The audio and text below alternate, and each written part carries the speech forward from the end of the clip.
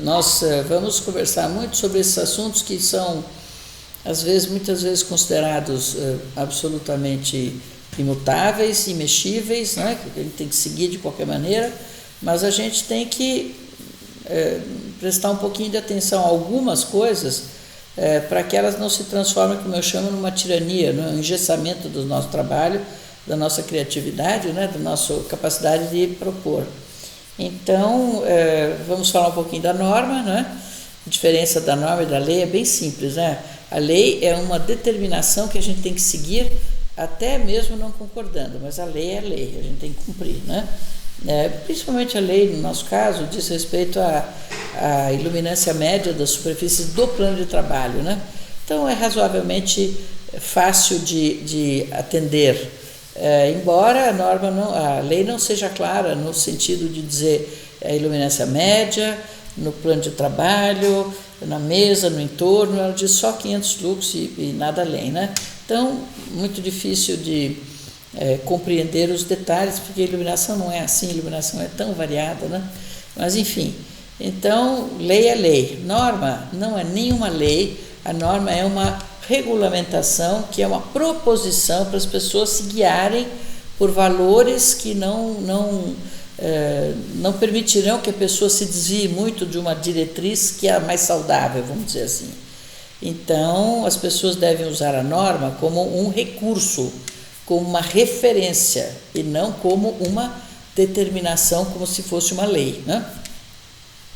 A certificação já é um processo em que algumas pessoas determinaram uma série de requisitos e de referências que os edifícios de uma determinada categoria, de um determinado uso, devem seguir visando, ora a conservação de energia, ora a proteção do céu, ora a biofilia, ora o bem-estar do indivíduo, né? O bem-estar do indivíduo pleno, né?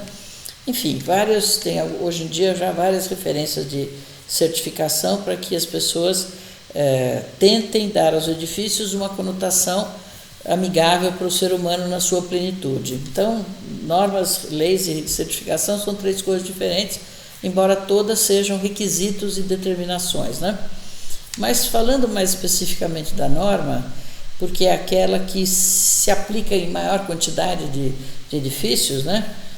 Muitas vezes, e eu mesma não faz muito tempo, já passei por apuros de pessoas que acreditam que o número da norma é uma determinação assim imexível, gravíssima, que se a gente não atender, a gente causa um mal enorme para o indivíduo que habita usa o nosso espaço. Não é nada disso, né?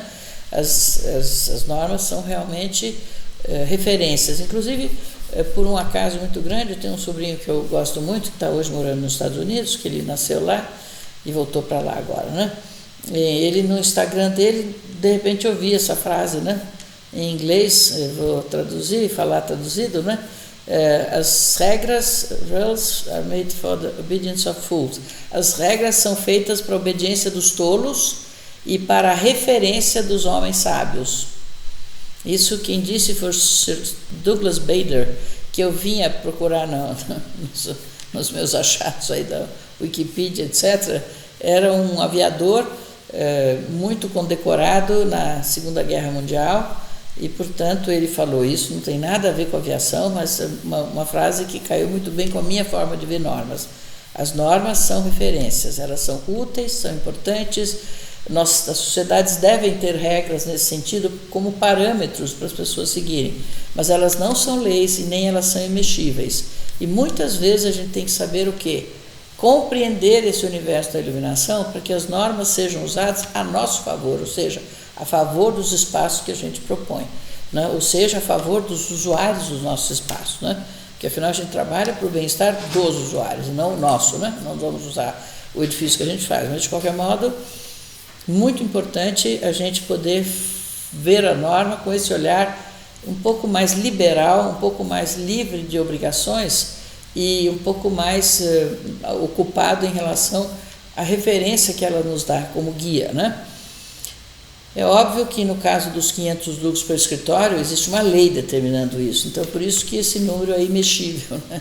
Mas eu sempre uso mais 550, 600 lux, porque isso é mais, até vou dizer por quê. Quando a gente faz o cálculo, né, ou quando se estabelece um sistema e se calcula quanto vai ter no plano de trabalho, a 75, 80 centímetros do piso, né?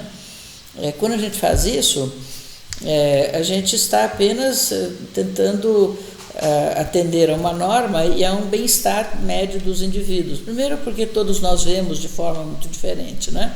Conforme a idade a gente vai precisando de um pouco mais de luminosidade, mas a norma pede sempre, toda norma é feita com base na iluminância média.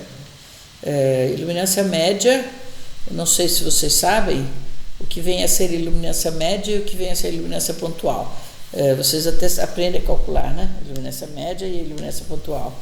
Mas o nosso ambiente é feito de iluminâncias pontuais, não é feito de iluminâncias médias.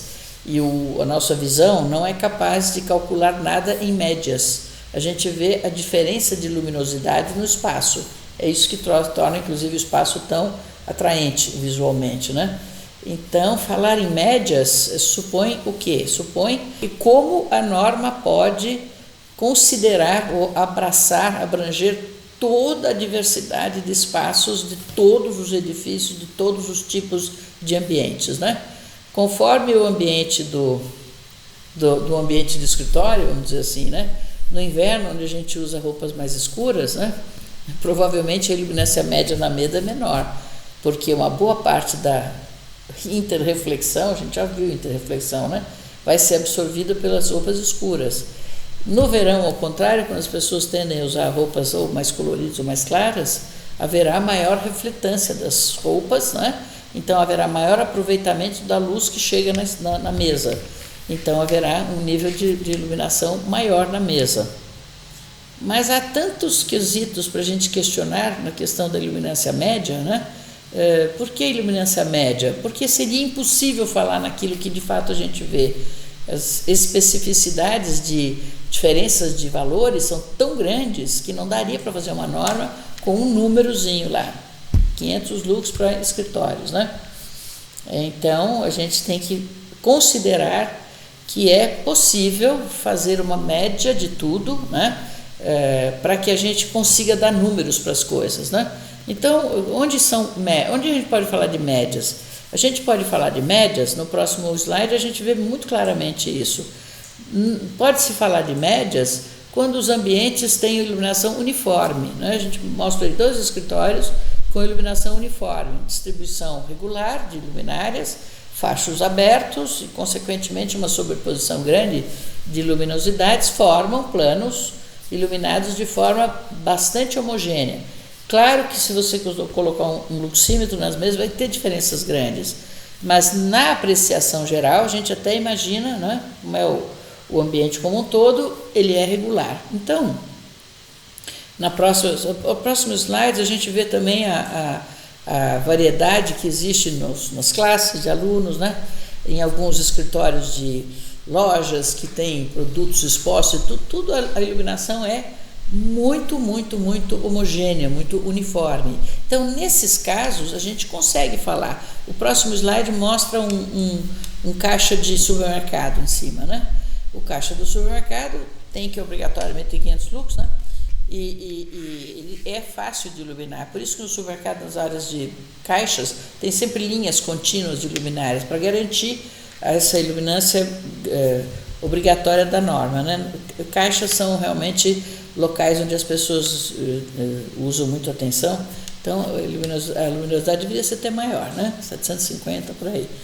Mas vejam como num supermercado a tendência é ter regularidade das iluminações, das iluminâncias, né? Por exemplo, os produtos expostos de um lado e do outro, vocês podem ver que a iluminância vertical, né? A norma não fala em iluminância vertical, fala em iluminâncias horizontais. Plano de trabalho é horizontal, né? Embora o campo visual de uma loja seja muito mais propenso a vertical do que a horizontal, né? Mas a média não fala, a norma não fala em vertical, ela fala em horizontal, porque não seria possível, como eu digo, abranger tantas variáveis como são as variáveis dos ambientes dos edifícios. Então, estabelece-se uma regra para planos e eles servem como guia para a gente concluir o restante, né? Então, vejam, nessas 3 fotos do lado direito, loja lá embaixo, embora o pé direito seja grande, a luminosidade embaixo é bem regular, bem uniforme. Ao contrário dessas fotos, o próximo slide mostra aquilo que é a maioria das condições que a gente encontra na nossa variedade de ambientes, que são iluminâncias muito diferentes de ponto a ponto da loja. Por isso se fala em iluminação ponto a ponto. A iluminância ponto a ponto é aquela em que você divisa as diferenças claras entre o abajur, que dá uma luz difusa, a face das pessoas, os sofás, a mesa de centro, uma pontuação de uma luz muito mais intensa em objetos da mesa, né? Uma luz mais intensa num quadro na parede e por aí vai. O nosso sistema de visão não é capaz, graças a Deus, de fazer a média aritmética dos pontos, né? Para dizer assim, bom, aqui nós temos mais ou menos 280 lux de média. Isso é impossível, nós enxergamos as diferenças, graças a Deus, né? Odores, a gente já mistura odores, né? Sabores a gente mistura, mas audição a gente mistura, né? Poucas pessoas, quando ouvem uma sinfonia, são capazes de dizer quantos violinos, quantos fagotes, é muito difícil poder falar sobre isso, né? Mas, porque os sons vão se compondo. Mas a iluminação não, na iluminação nós vemos cada canto com a sua luminosidade específica. Então, falar em médias, para uma questão que é tão difícil de obter uma média, né? A iluminância média, digamos, da sala é a média aritmética dos pontos medidos como se fosse um grid. Você seleciona um grid de 30 em 30 centímetros, né? E pega a iluminação de cada desses pontos. Somando todos eles dividido pelo número de pontos, a gente tem a iluminância média do ambiente, né? Então, a iluminância média é um fator que a gente nunca vai ver, né? A gente não vê iluminância média, a gente vê iluminância ponto a ponto. A não ser, como eu digo, com um escritório muito regular, com estação ferroviária, onde a plataforma é bem regular. Alguns lugares podem ter essa dimensão maior da iluminância média, mas em geral não. Em geral a gente vê essas diferenças, né? Aliás, essa fotografia aqui da loja de bicicleta é muito feliz, né? Ontem eu falei na live lá da Interlight, eu falei sobre como é importante ter intensidade luminosa com a mesma cor da luminosidade do dia, né? Então, vejam como eles foram felizes em escolher o display da bicicleta com um teto luminoso, né? Ainda mais nas montanhas da Áustria, né? Que são cobertas de neve boa parte do ano, né? Então vejam como é claro um branco bem tendente a um som maior de radiação azul para mostrar a manhã radiante, né? Cheia de energia. Muito bonito esse display de bicicletas, né? O próximo, ao contrário, é o interior de um bar, de um lugar usado à noite, né? Então a intensidade sempre menor e as variedades de luminosidade completamente visíveis, né? Que é o que a gente quer ver. A gente quer diversidade visual, a gente não quer iluminância média, né? Então a norma só fala em iluminância média. E como a gente pode definir para uma loja qual é a iluminância média? Uma vez um arquiteto argentino, por sinal, num trabalho que eu fui chamado de fazer no Sheraton, no Rio de Janeiro, ele perguntou para mim qual era a iluminância necessária para o lobby do hotel. Eu digo, para que lugar do lobby do hotel, né? Não, em geral, iluminância média. Não existe iluminância média para o lobby do hotel, né? Inclusive, mesmo nas certificações, existe uma permissão muito grande de variação de consumo, porque os espaços não são grandes no todo do edifício do hotel e, ao mesmo tempo, a gente precisa de mais luz conforme os acabamentos, né? Então, lógico que não existe nada a se considerar de média. O próximo slide mostra assim, outras lojas variadas e vejam como a iluminação entre teto, parede, mesas, objetos expostos, né, nessa doceria aí, nessa padaria, que é uma doceria, eu acho, né? São coisas que a gente não pode falar de médias, mas a norma fala em média. E é claro que ela fala que não tinha outro jeito, mas o difícil é que algumas pessoas, não contentes em estabelecer que a média tem razão, elas são tirânicas em relação ao resultado da média, né? Eu vou mostrar para vocês já um caso que a gente participou. Pode botar o slide próximo, né? Tenho muitas fotografias para mostrar como a iluminância média não vale, né, para a maioria dos ambientes que a gente trabalha. Aqui nessa padaria a gente tem um fundo escuro, muito inteligentemente, para os pães aparecerem na sua verdadeira, na sedução, né, gastronômica, com aquele tom dourado do croque-croque do pão, né, da casca do pão. E aí, o próximo tem um quarto de hospital, onde dois quartos, um quarto de internação e um quarto de UTI, né? Vejam como na UTI existe uma intensidade luminosa maior, e eu, no caso, aí selecionei faixas luminosas para que a direção da luz fosse para a cama, né? Normalmente as pessoas que estão internadas nesse tipo de UTI não estão acordadas, né, como os outros, com a média, e é muito importante para os enfermeiros médicos que tomam conta dessas áreas, né, que eles possam acorrer muito rapidamente em caso de uma necessidade urgente, né?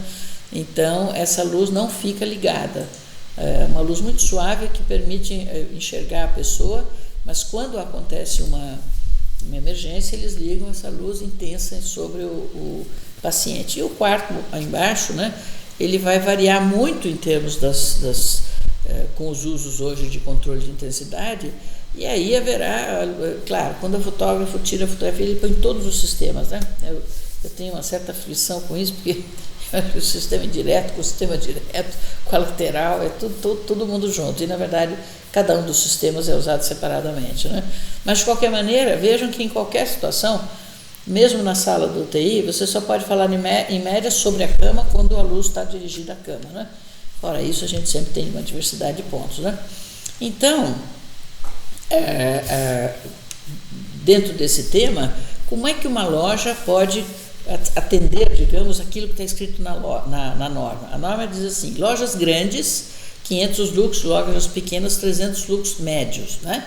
Luminância média. Meu Deus do céu, em primeiro lugar, o que é uma loja grande e o que é uma loja pequena? É a área? Eu diria que a loja é grande ou pequena conforme o pé direito, conforme a quantidade de expositores, conforme a variação da dimensão do produto e coisas assim, né? Mas loja grande, loja pequena, não quer dizer nada, né? Mas enfim, assim diz a norma. Por quê? Porque a norma precisa simplificar as coisas, senão ela fica completamente perdida, porque senão teríamos assim enciclopédias, né, de normas, de tanta variedade de ambientes que a gente tem. Então, no próximo slide, a gente vê que, no fundo, eu vou falar uma coisa muito... eu vou falar porque é verdade, mas assim, talvez isso confunda um pouco as questões de vocês em relação ao cálculo de luminâncias e tal. Mas nós não vemos a iluminância que a norma sugere. Quem vê a iluminância que a norma sugere é um ser diminuto que está aqui na mesa olhando para a luz de cima. Nós vemos a luz que, refletida na superfície, vem para o nosso olhar, né? Então, a gente não vê iluminâncias médias por conta da variedade, e a gente vê apenas luminância, que é a quantidade luminosa emitida pela superfície que se dirige à nossa visão.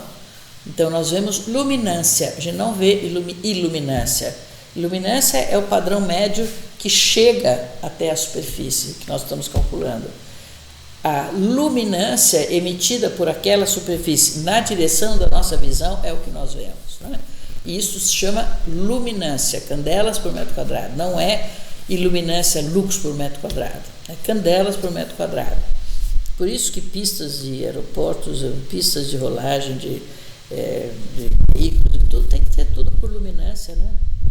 Por exemplo, a gente ilumina o asfalto preto, né?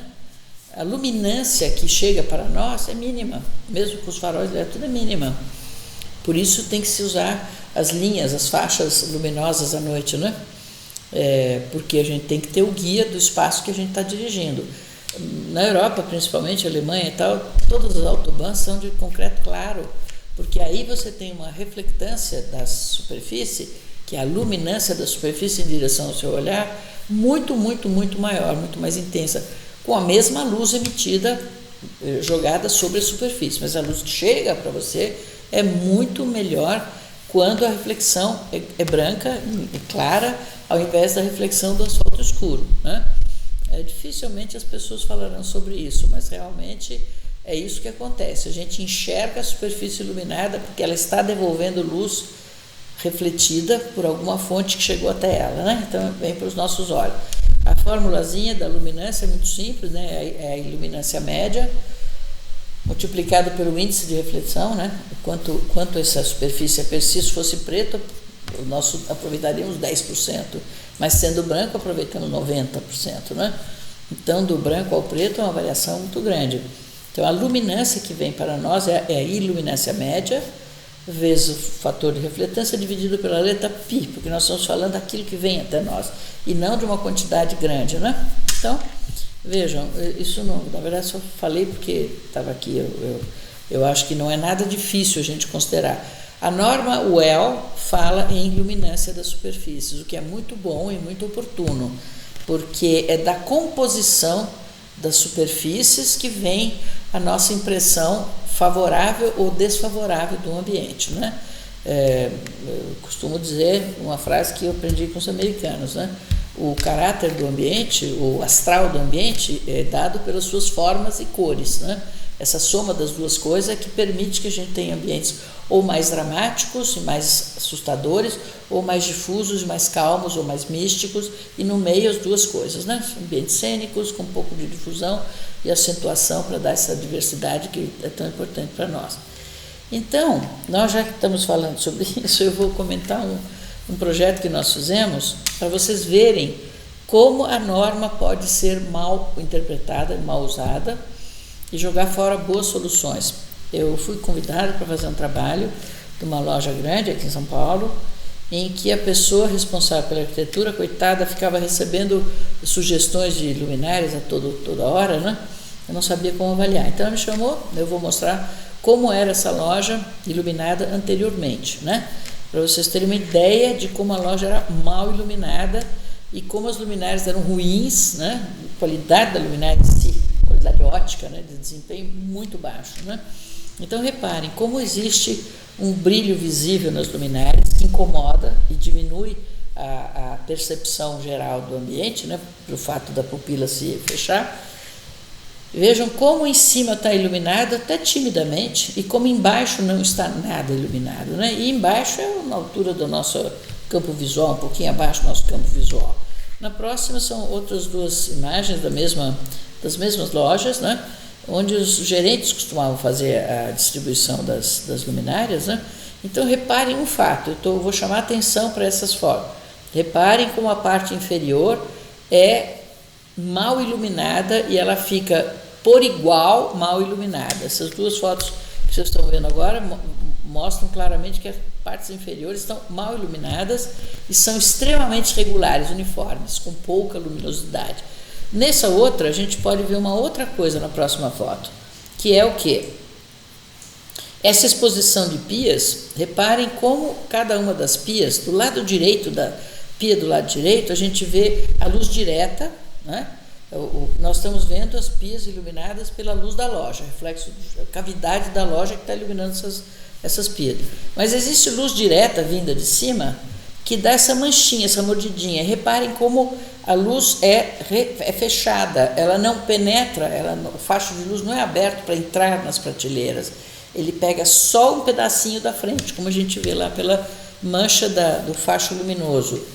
Isso é uma má luminária não adequada para estantes, expositores tão altos, porque a gente tem que levar a luz para dentro dos expositores, porque afinal a gente quer ver o material que está exposto.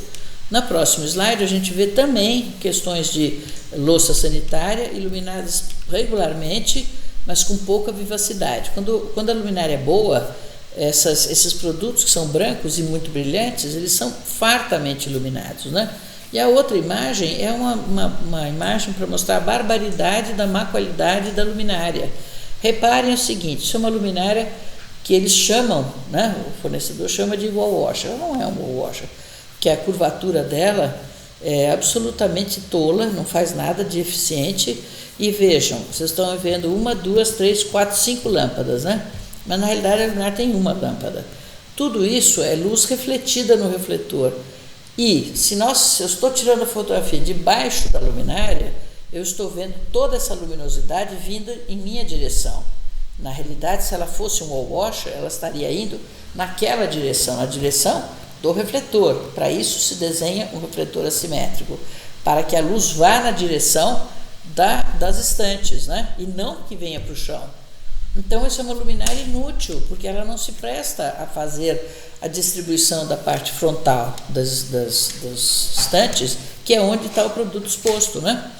Então, vejam, isso é muito comum no Brasil. As luminárias são feitas de qualquer jeito, é assimétrico, eu vi em tal lugar, faz um refletorzinho e tal. Esse reflexo é ofuscamento, é um brilho exagerado, quer dizer, o brilho da lâmpada multiplicado por 5.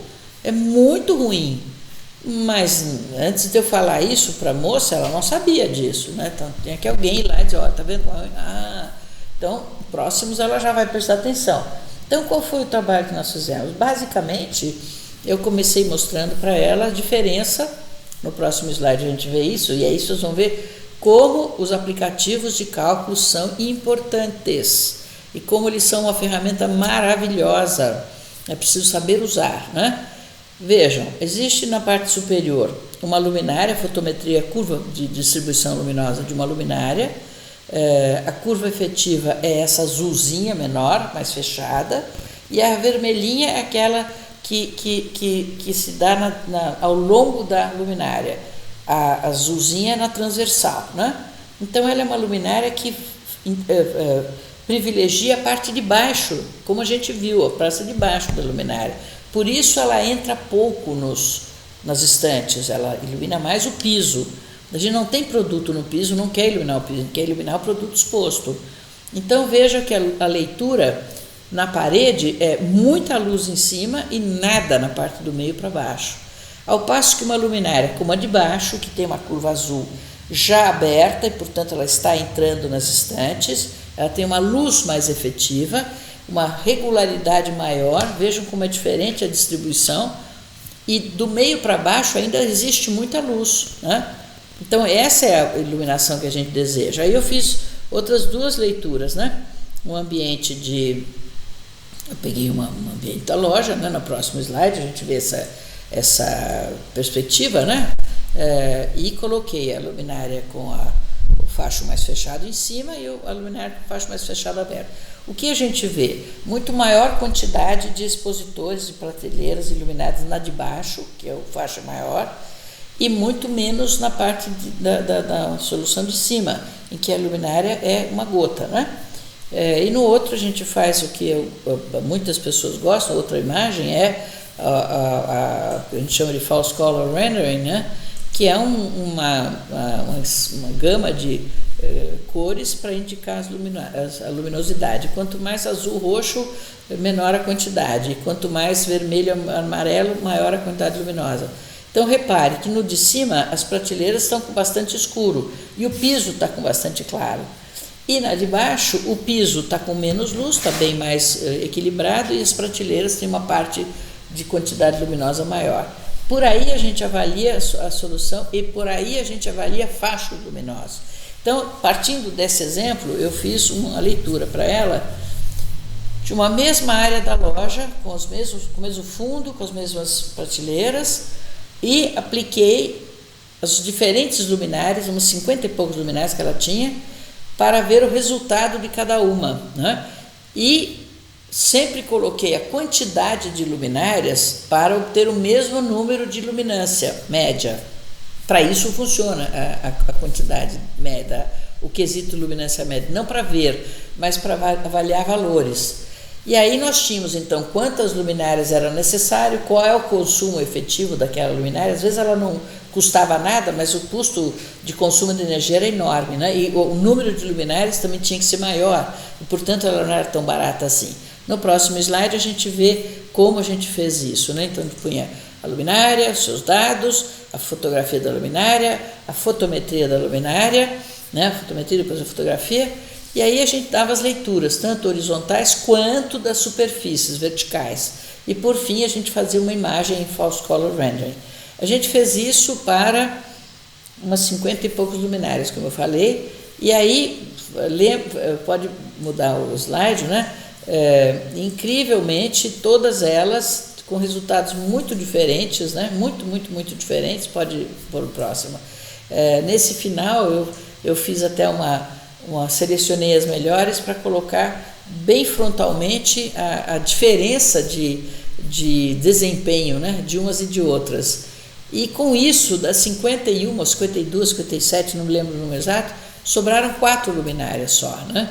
Mas aí a gente sabia que o uso do projeto seria com aquelas 4 luminárias, né? E aí nós faríamos os estudos e eu fiz então um piloto para eles, né? Para resolvermos essa questão da má iluminação, daquela iluminação absolutamente morta dos produtos, né? Eles estavam fazendo um trabalho muito bom de merchandising, né? De displays, etc. E aí, com o produto, digamos, com o projeto piloto pronto, eles chamaram empresas para fazer soluções, de desenvolver o projeto, né? Então, na próxima imagem, a gente começa a ver como ficaram as novas soluções. Foi comprada uma luminária só, eu falei para eles não usarem uma wall washer, porque a altura era muito grande, então a gente fez apenas uma pecinha de acomodação e junto das paredes a gente dava uma pequena inclinadinha e o facho luminoso fazia o trabalho de uma wall washer, vamos dizer assim, quando era necessário, porque a altura era muito grande. Então vejam que existiu uma diferença enorme de resultado, não só de cima a baixo, mas embaixo ainda as partes inferiores das estandes dos expositores muito iluminadas, né? No próximo slide a gente vê uma variante na parte de tintas, né?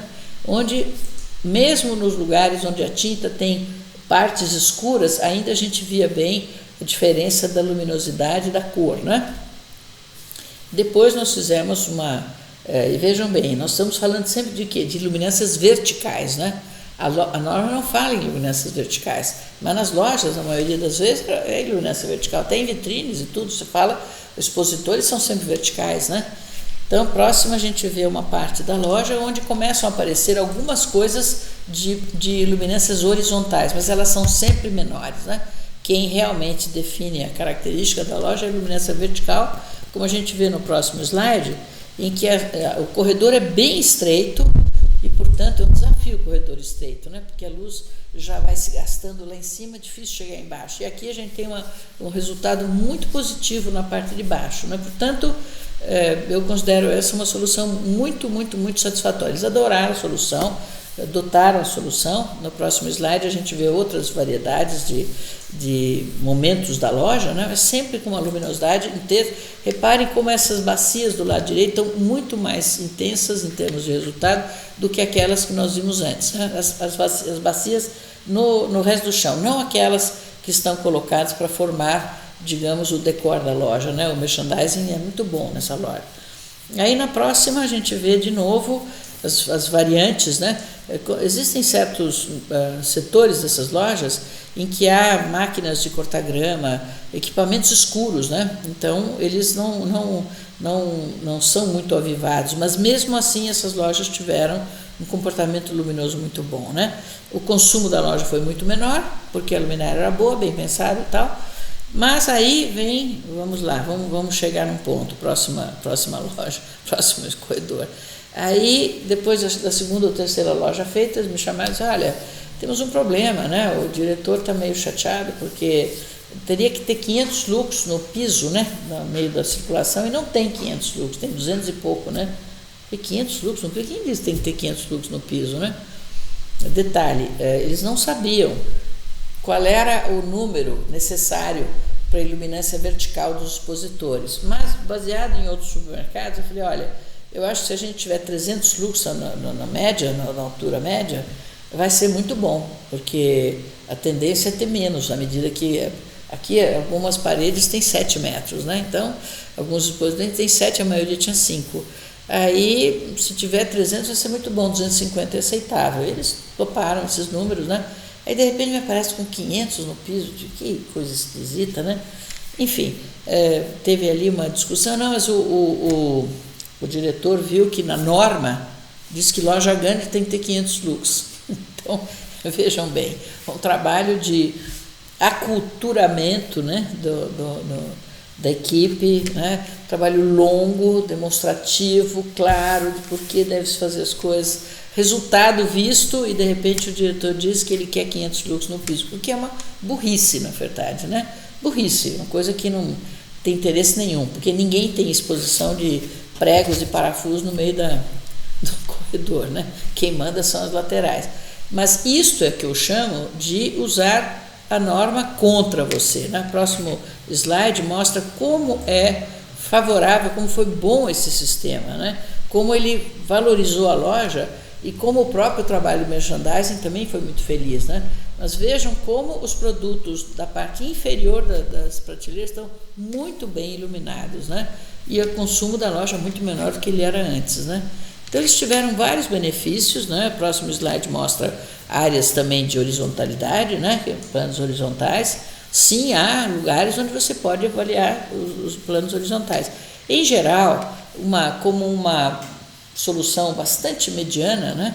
Porque isso são lojas de produtos em larga escala, né? Não dá para tratar como se fosse uma boutique, embora haja sim um trabalho de merchandising que é quase o de uma boutique. Por exemplo, eles têm expositores verticais, onde nós propusemos o uso suplementar de fachos dirigidos a esses locais, para destacá-los do conjunto geral, né? O que é muito desejável, que se faz como uma regra geral quase, né? Agora, numa segunda loja, eles já pediram para tirar esses fachos, né? Por quê? Porque o valor lux de uma luminária linear é muito mais barato, é muito menos custoso do que de um projetor, né? O projetor é muito mais caro, ele tem perdas, então a luminosidade produzida por é mais cara, porque se produz menos luz, né? Então você precisa de 3 pontos enquanto precisa da outra de 1. Então ele é mais caro, é uma luz mais cara. Tudo que é produzido por projetores é mais caro, né? Uma lembrança só para vocês, isso é assim sempre, né? Então vejam, numa loja em que houve uma melhoria indiscutível, as pessoas aceitaram de bom grado, últimos slides ali do lado direito, esquerdo, né? Aceitaram de bom grado como eu digo, uma bobagem. Na próxima foto a gente vê isso claramente, né? Aceitaram uma bobagem para o quê? Para o fato de dizer que o diretor estava atendendo a norma, uma norma que não atende a nada daquilo que ele deseja, né? Porque se fosse alguma coisa interessante, né? Ele não precisaria ficar olhando na loja, é só olhar a loja como está vendendo bem, isso é o que conta, né? Então vejam, a norma tem que ser usada a nosso favor, principalmente em lojas, hotéis, né? Lugares onde você tem uma variedade enorme de ambientes. Residência, então, nem se fala, né? Residência não cabe norma nenhuma nunca, né? A não ser as normas da boa visão e de um consumo de energia inteligente que hoje a gente tem com os sistemas de controle com muita facilidade, né? Mas eu queria só chamar essa atenção porque não vai dar para falar dos como se chama, dos questões das idiosincrasias da certificação, mas a gente fala semana que vem porque é muito interessante, né? Dark Sky principalmente, e a luminosidade emitida pelas cavidades internas dos edifícios para o espaço da cidade, né? Por isso é que a gente não vê as estrelas, né? Não é por conta da lumináriazinha que está na beirada da janela, que joga a luz para fora, essa é bobagem. A luz que vai para fora é a luz de dentro da cavidade, não daquela luminária, e muito menos hoje não vê o céu por causa da coisinha que a gente joga na copa da água. Isso é uma bobagem assim federal. Eu vou mostrar isso para vocês semana que vem para ver que também as certificações são feitas por pessoas inteligentes, né? E que tem valor muito grande. Eu sou adepta, defensora das certificações, porque elas são referências que mudam paradigmas antigos de que se podia gastar luz, água, energia e água à vontade, né? Não podemos, né? O planeta não aguenta. Então, sim, as certificações têm um papel importantíssimo no aculturamento das pessoas em favor da defesa do planeta, mas nem por isso deixamos de ter pontos que a gente tem que conhecer para poder usar essas certificações a nosso favor, né? Então a gente vai fazer um break técnico, como está escrito aqui, né? Para mudança da tela e um formato de perguntas, tá bem? Boa noite, muito obrigada. Falamos na quinta-feira. Muito obrigada.